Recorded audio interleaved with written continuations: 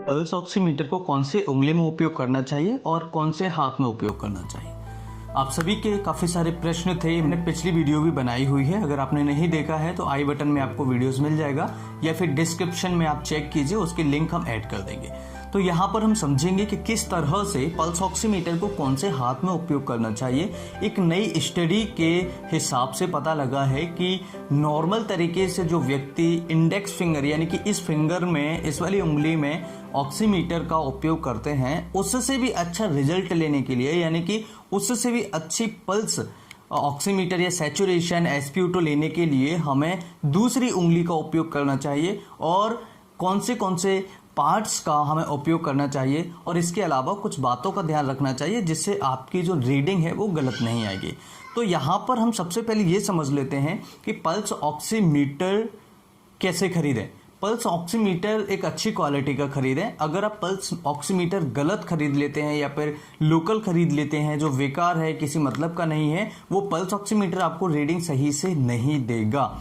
इसमें ध्यान रखने वाली बातें कुछ और भी हैं, जैसे कि अगर आपने पल्स ऑक्सीमीटर खरीद लिया और कुछ ऐसे पेशेंट्स हैं जिनका ऑक्सीमीटर रीडिंग गलत बता रहा है और वो डॉक्टर के पास जाते हैं और उनके जो ऑक्सीजन लेवल होता है वो नॉर्मल होता है, तो यहाँ पर हमें बहुत सारी चीज़ों का ध्यान रखना होगा। लेकिन पल्स ऑक्सीमीटर और थर्मोमीटर जिससे हम टेम्परेचर चेक करते हैं, वो 2-3 चीज़ें आप सभी के घर में होना ज़रूरी है आज की सिचुएशन में।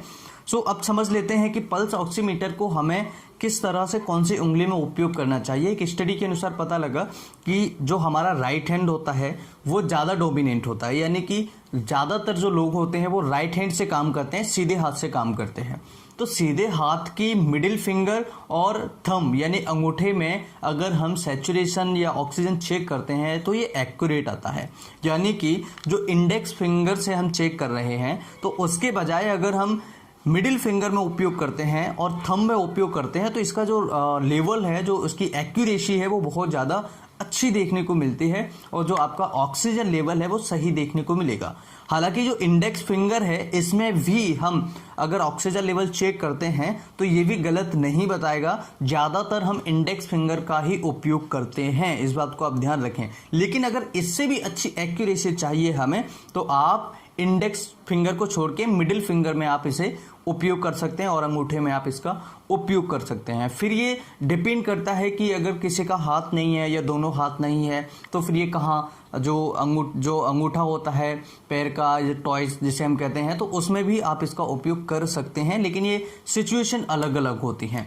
आप एक बार डिफरेंट कीजिएगा कि पहले आप इंडेक्स फिंगर में सैचुरेशन को लीजिएगा, ऑक्सीजन लेवल को लीजिएगा, उसके बाद आप अपनी मिडिल फिंगर में ऑक्सीजन लेवल चेक कीजिएगा। आप दोनों में देखेंगे कि क्या डिफरेंस इसमें आ रहा है और क्या इसमें थोड़ी सी परेशानी है या फिर कुछ थोड़ी बहुत दिक्कत इसमें आ सकती है। तो आप अपने आप से डिफ्रेंशिएट कीजिएगा, कोई दिक्कत नहीं है, दोनों में सेम आएगा। लेकिन इसमें एक्यूरेसी थोड़ी सी ज़्यादा देखने को मिलेगी क्योंकि इसकी जो ब्लड सप्लाई है 2 से होती है। मैंने आपको पिछली वीडियो में बताया कि इसकी जो ब्लड सप्लाई है वो सीधा रेडियल आर्टरी से आ रही है और इसकी जो मिडिल फिंगर की जो सप्लाई है वो दोनों आर्टरी से आ रही है, अल्नर से भी आ रही है और रेडियल से भी आ रही है। तो इसकी एक्यूरेसी थोड़ी ज़्यादा होती है बजाय इसके।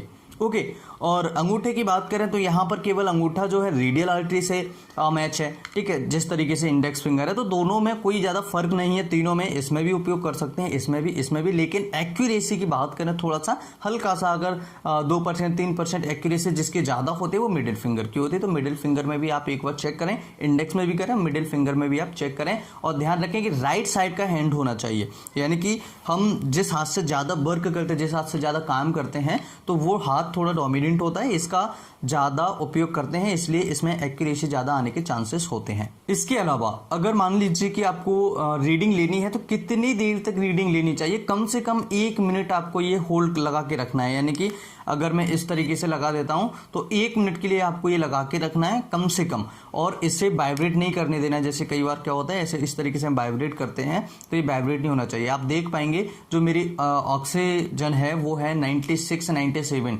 ठीक है। और अगर मैं मिडिल फिंगर में उपयोग करता हूं तो आप देखिए मिडिल फिंगर में भी हम इसे उपयोग करके चेक कर लेते हैं। तो यहां पर भी हम देखेंगे तो आप देख पा रहे होंगे यहां पर भी मेरी 96 97 और 98 भी जा रहा है, तो देखेंगे आप।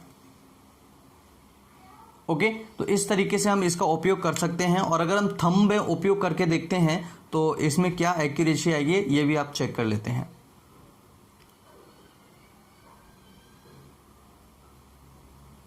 ये देखिए इसमें भी 98 आ रहा है। ओके, तो यहां पर भी दोनों का सेम है। और फिर से एक बार हम इंडेक्स फिंगर में उपयोग कर लेते हैं, क्योंकि इंडेक्स दोनों जो आपका अंगूठा है और मिडिल फिंगर है, इसमें 98 97 आया है और इसमें पहले 96 आया था। अब देखिए इसमें भी 98 है, यानी कि तीनों उंगलियों में, दो अंगूठे में और दोनों उंगलियों में नॉर्मल आ रहा है, कोई ज़्यादा वेरिएशंस नहीं है, लेकिन मिडिल फिंगर ज़्यादा ठीक होता है।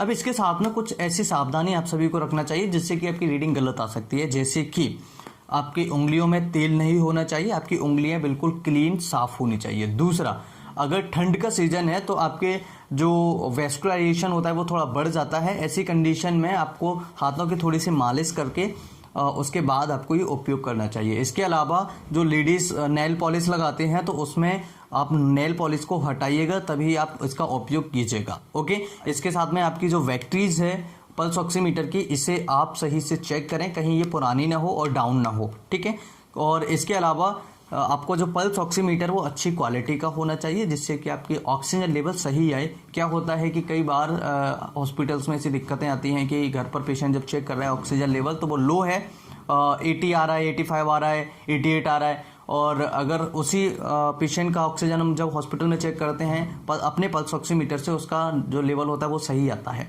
ठीक है, 94 से ऊपर है, 97 98 है। ठीक है, तो नॉर्मल ऑक्सीजन जो लेवल होता है वो 94 से ऊपर होता है। 94 से अगर आपका ऑक्सीजन लेवल ऊपर है, SpO2 ज़्यादा है, तो इसका मतलब है कि आपका जो ऑक्सीजन है वो बिल्कुल नॉर्मल है और आप बिल्कुल स्वस्थ हैं। आज के इस वीडियो में इतना ही। वीडियो अच्छा लगे तो लाइक शेयर एंड सब्सक्राइब करें, अपना प्यार देते रहें। फिर मिलते हैं इसी तरह नई वीडियो में, तब तक के लिए नमस्कार, जय हिंद।